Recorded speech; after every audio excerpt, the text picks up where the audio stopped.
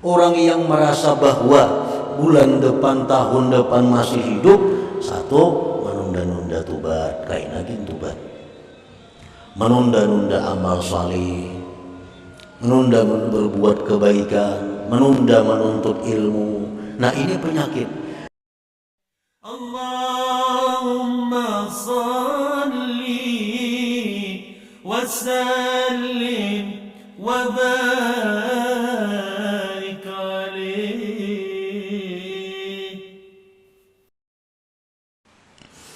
Nah, para muhibbin rahimakumullah. Jadi artinya bahwa kita ini disuruh memandang diri ini kotor. Disuruh memandang diri kita ini banyak punya penyakit-penyakit rohani. Dan memang banyak punya penyakit.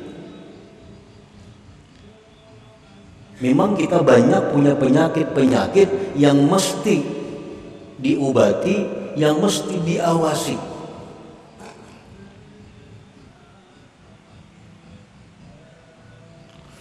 Imam Ghazali rahimahullah berkata, "Idza aradallahu bi'abdin khairan bassarahu bi'uyubi nafsi." Apabila Allah menghendaki seorang hamba itu menjadi seseorang yang baik, Allah perlihatkan penyakit-penyakit dirinya.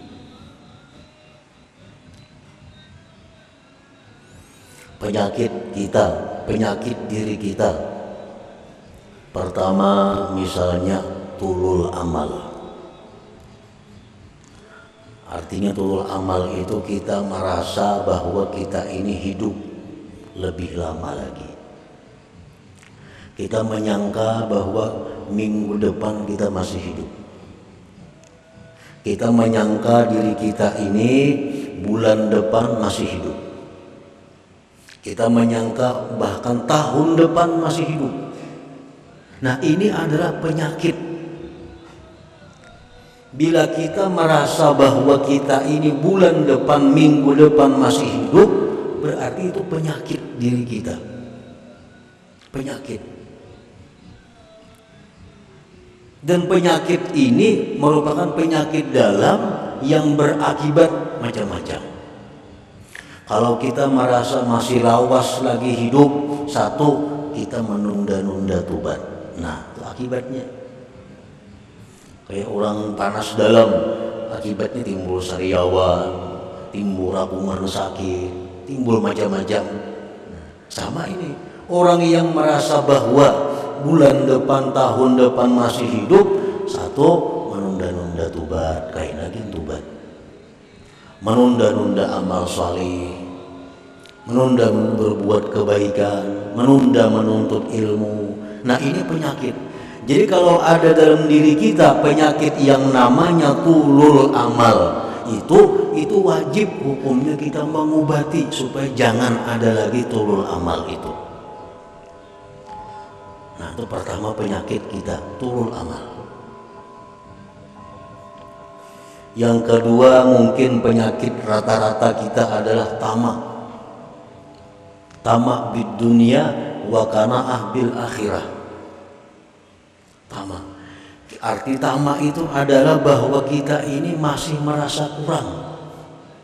Urusan-urusan harta duniawi merasa kurang.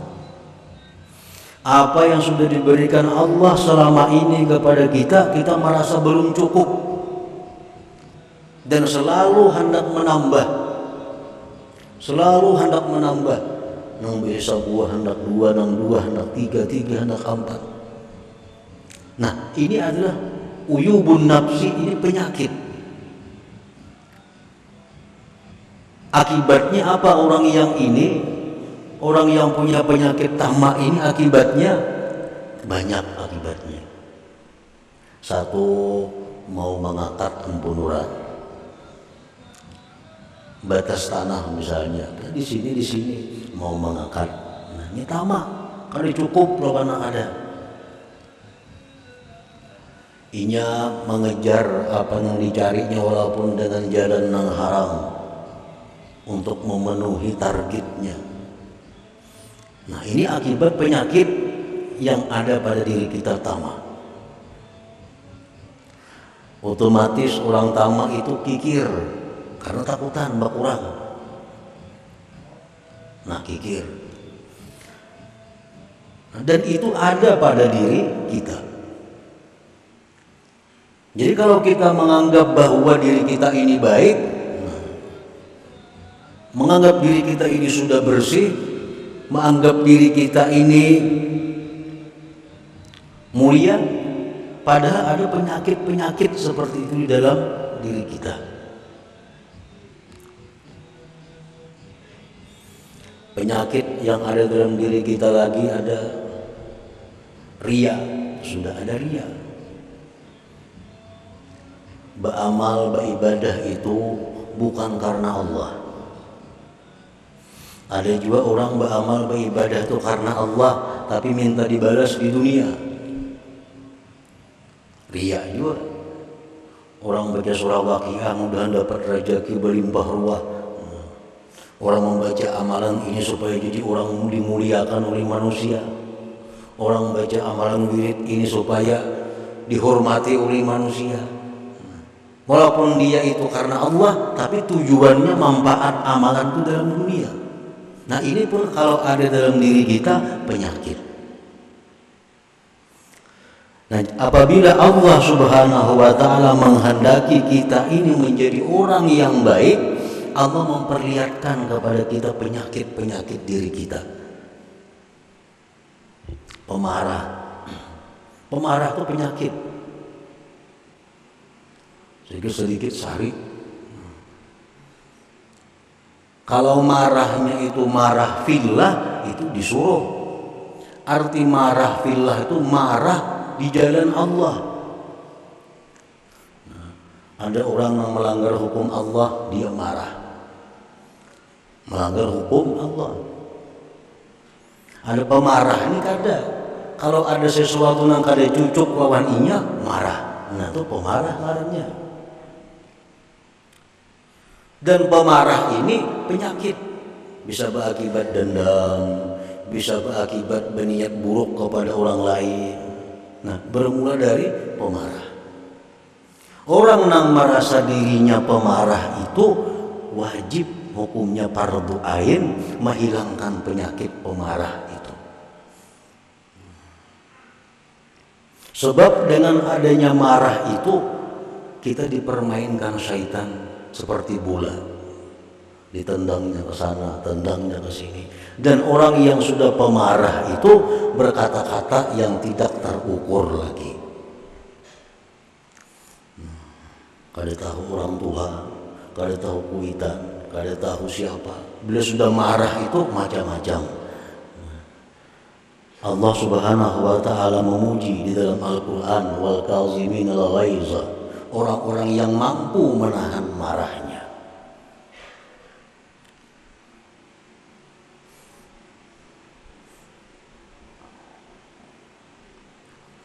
Nah, para muhibbin rahimakumullah, ada sombong dalam diri kita. Nah, semua itu penyakit. Tetapi penyakit ini selama kita masih hidup, nah, belum kelihatan, belum terasa. Begitu kita mati, maka penyakit ini akan menjadi serigala, menjadi kala, menjadi ular yang menggigit kita. Nah, penyakit itu.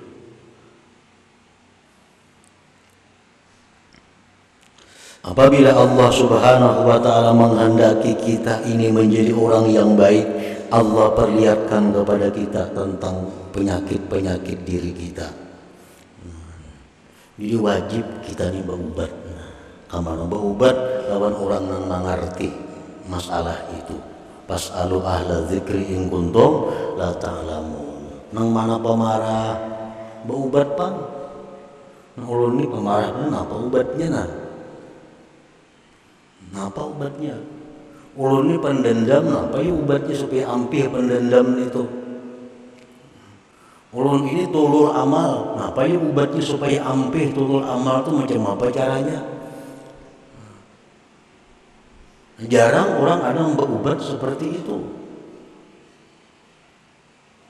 Kalau sakit pinggang, loncat menjadi tukang urut kemana-mana. sakit awak cari obat itu ini. Padahal sakit-sakit jasmani ini begitu kita mati tamat penyakitnya. Begitu kita mati hilang sakit. Tapi kalau penyakit-penyakit rohani tadi begitu kita mati, nah disitulah mulai timbul penyakit. Marah berubah menjadi kala, dendam berubah menjadi ular, ini berubah menjadi serigala yang selalu menggigit menerkam kita. Dan itu berlaku sejak dicabutnya nyawa kita sampai kayaknya diperhitungkan oleh Allah Subhanahu wa ta'ala.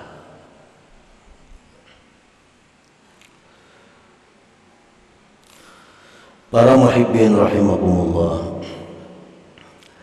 Qala Abu Habsin radhiyallahu anhu mundu 40 sanatan i'tikadi fi nafsi anna Allah yanzuru ilayya nadhara sukhti. Ujar Abu Habs radhiyallahu anhu berkata, sejak 40 tahun aku ini berkeyakinan dalam diriku bahwa Allah itu marah kepadaku. Padahal ini orang wali, Abu Habsin radhiyallahu anhu. Ujar sejak 40 tahun yang lalu aku tuh berkeyakinan dalam hatiku ini Allah tuh selalu marah kepadaku.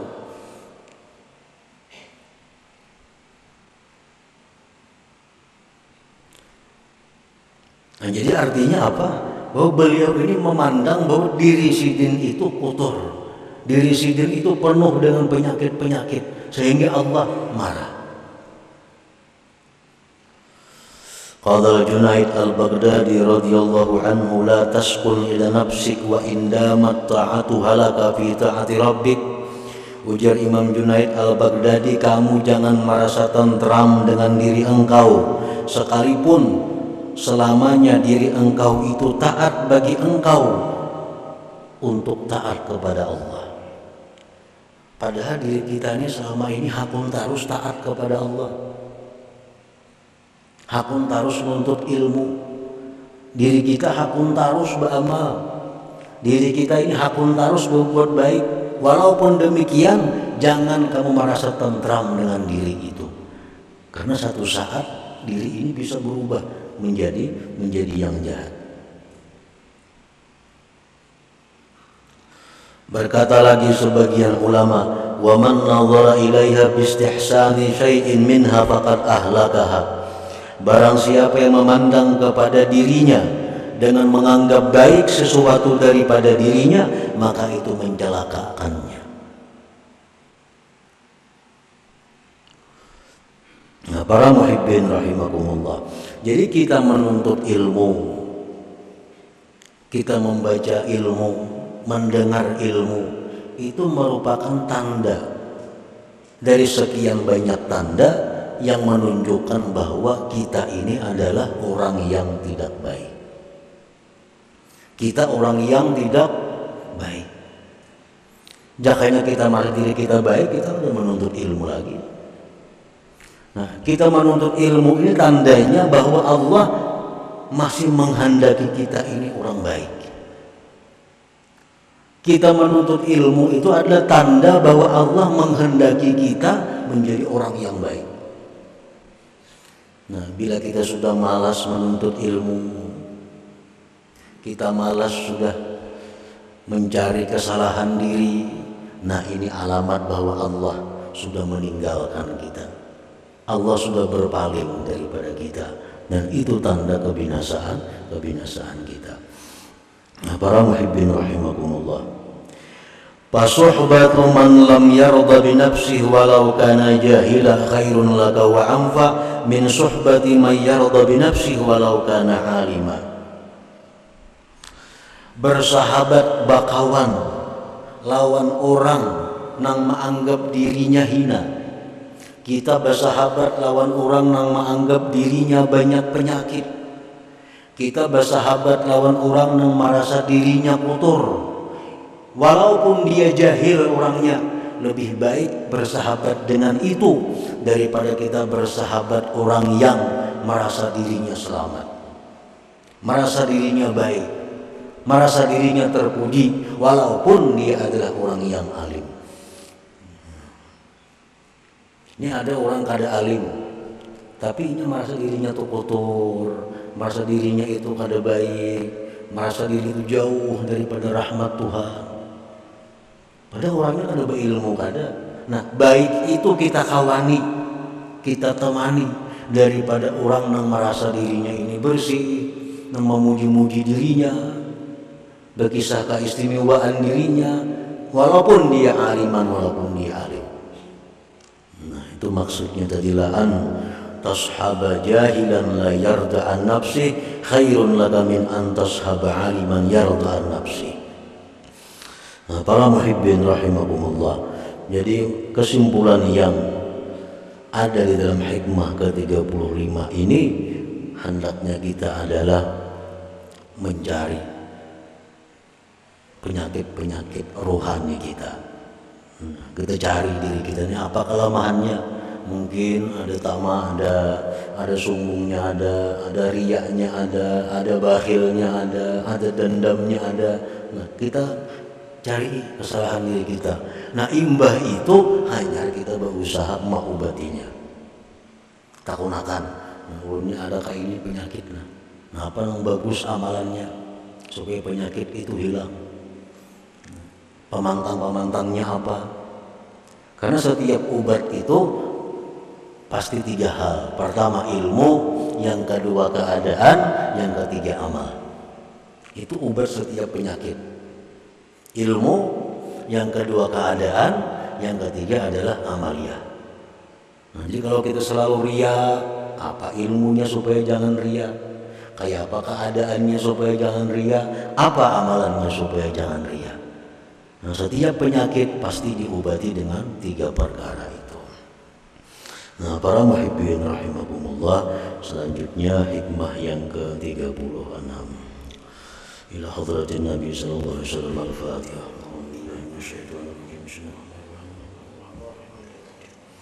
Iyyaka na'budu wa iyyaka nasta'in ihdinas siratal mustaqim siratal ladzina an'amta 'alaihim.